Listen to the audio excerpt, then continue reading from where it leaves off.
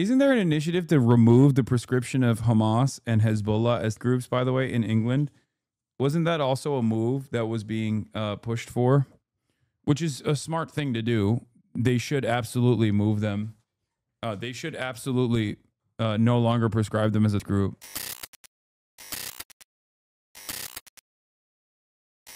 All right, I'm done looking at the Ann Coulter shit. All right. Last as a terror gathering.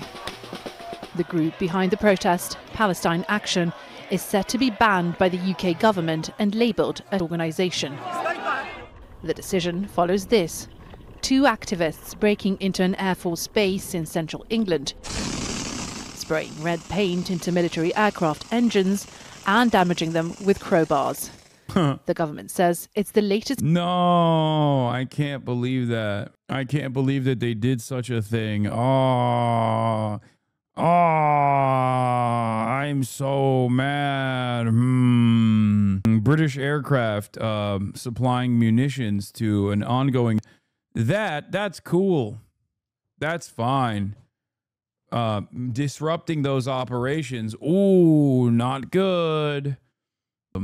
Hasan, they injured an aircraft. Yet another anti-Semitic hate crime, chat. You see this? Yet another deeply anti-Semitic hate crime. These were Jewish airplanes. Okay? That's right. Many of you probably thought these were Christian airplanes. They weren't. They were Jewish. So very clearly, this is an act, perhaps the most heinous act of anti-Semitism. We are all equal. Gifted 100 gifted subs. God damn. That's right. You support illegal acts. Oh, that's funny. Oh, no. Yeah, the Jewish airplanes were doing birthright. They were about to do birthright. And they got they got anti-Semitically disrupted. It's really messed up. This guy got so mad he fucking couldn't even type. This is crystal knocked, but for airplanes. If you keep talking like this, your haters might start to think you don't love Israel. Bargles, thank you for the 100 gifted subs. Yeah, the paint cans were paint cans of Hamas. Eliza for the Bears. Thank you for the 10 gifted. Anti-plane Semitism. It's an example of the group's campaign of criminal damage, but Palestine Action calls it a symbolic protest. Trigger warning should have been applied ahead of time. I apologize. I know many of you live in the Cars universe where airplanes are real human beings. I know that you are looking at these beautiful Jewish airplanes that are anti-Semitically attacked this way with Hamas spray paint. Yeah, it's really up. Really, really tough stuff. I'm so glad. I hope the British government immediately jails these people permanently. Protest, saying the proposed ban is an overreaction. This is a really troubling move for anyone who cares about freedom of speech, for the right to protest in this country. We're seeing an evaporation of our rights as we speak. Since 2020, the group has mostly targeted arms companies with links to Israel's military. The UK Interior Minister Yvette. They're dope. Palestine Action is. This is like the maximum. Well, not even the maximum, but like as close as you can get to a maximalist position on like disruptive initiatives against different parts of the process of the genocidal entity continuing its ethnic cleansing campaign. Cooper says their actions meet the legal definition of because they involve serious damage to property, but many legal experts disagree. It sets a really worrying precedent that could impact anyone who takes part in protest or political. Extinction Rebellion gets told to attack BP and oil companies that directly worsen climate change by the right all the time. Yet putting that sentiment into practice like Palestine Action did by attacking RAF bases makes them protesters can't do shit, I guess. Yeah, also they didn't blow up the planes. They just like basically disrupted the flights for a little bit. Like consider of what they did. Who is panicking because of Palestine Action's direct initiative here? Like who? Is there is Britain swept away with a sense of panic? Oh no.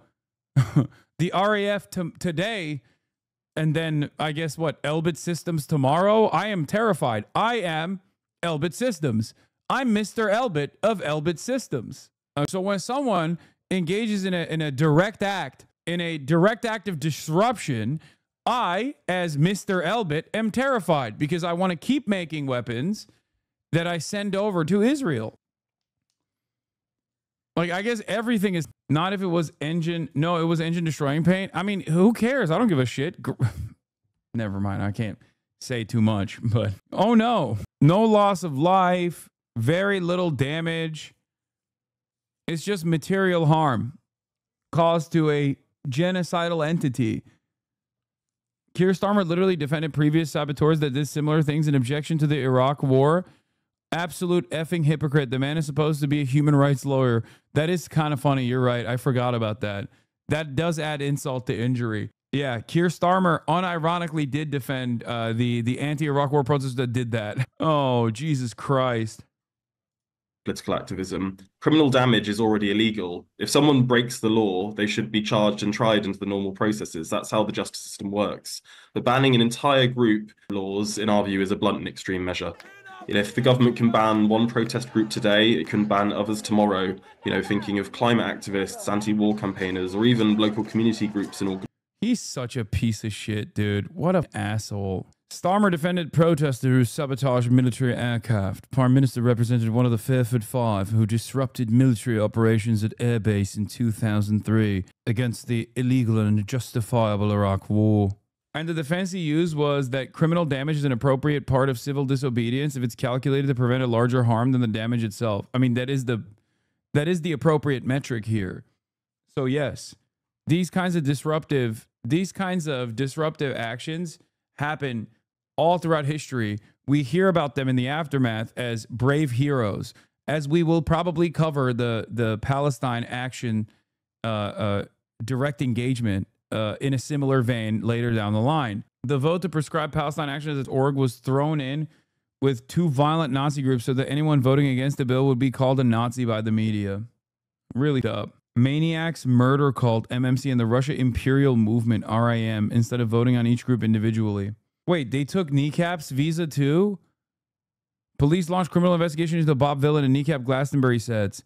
I thought they only took the visas of Bob Dylan. Did America take Kneecap's US visa? Does that mean their fall tour is cooked? I mean, I assumed that it was inevitable, but I thought they took Kneecap after Coachella. Kneecap star unfazed about US visa being revoked. There's people being starved. Irish rap group Kneecap have opened up about the prospect of future shows in the US following calls to axe their Glastonbury set. Kneecap made pro-Palestine statements at Coachella in April this year, causing critics like Sharon Osbourne to slam their set for promoting organizations like or spreading hate. Soon after, resurfaced footage of a 2024 Kneecap gig in London saw a band member. No, you didn't.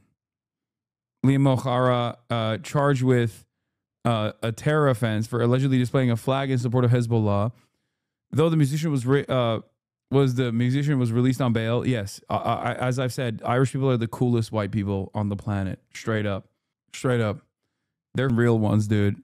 I love those boys. They are real ones. Okay, they're amazing. Also, let's talk about the not so cool white people in a second after we're done with this video. Organizations, they could be next.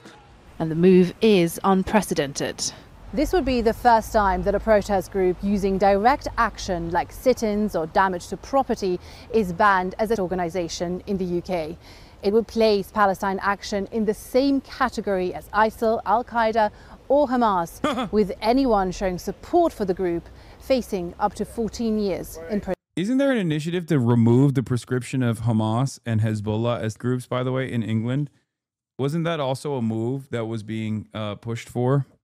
Which is a smart thing to do. They should absolutely move them. They should absolutely no longer prescribe them as a group. A decision that could have far-reaching consequences. Hamas, yeah. Houthi, no. What do you mean? Like, are you saying don't remove the Houthis? Is that what you're saying? Listen, if you're a British Sunni Muslim who's pro-Palestine and you have this kind of energy against the Houthis, I don't think the Houthis are even prescribed, but I might be wrong. I'm just going to keep it $1.50 with you. Yeah, just shut your bitch ass mouth, okay? That's all I'm saying. I don't think the Houthis are a terrorist group under British law anyway, okay? Let me tell you something. Yeah, shut your bitch ass mouth, okay? Shut your bitch ass up. Sunni Muslim, how the fuck did you nail that? What do you mean? He's pro-Palestine, but anti-Houthi. He's pro-Palestine to the degree of like changing the designation for Hamas as a terrorist group, but also simultaneously wants the Houthis to be designed as a terrorist group. This can mean only one thing. There's only one type of guy who feels this way. It's a fucking Salafist Englander. You're fucked up. I do stand with your shit, brother, but it's not Hamas. So everything should be removed too. What? No, everything should not be removed. I don't think ISIS should be, or Al-Qaeda should be removed. I don't think that. Okay? Yeah, you just hate the Houthis because they're Shia. There's only one kind of person that will be like, yeah, I'm pro-Palestine, but also really fucked up that there's only one entity in the region that's like actively fighting for their emancipation. So does me. So Houthis do bad shit towards Islam and Saudi dead ass. First of all, they're fucking Muslim. They're just Shia Muslim. And secondly, why the fuck are they doing something towards Saudi Arabia, you think? Perhaps it might have something to do with Saudi Arabia's previous fucking famine upon the entire fucking Yemen population. Not just the Houthis either. Yeah, no shit, dude. For how protest and dissent are policed and judged in Britain. Milena Veselinovic, Al Jazeera, London. Don't miss out. Get the full picture. Subscribe.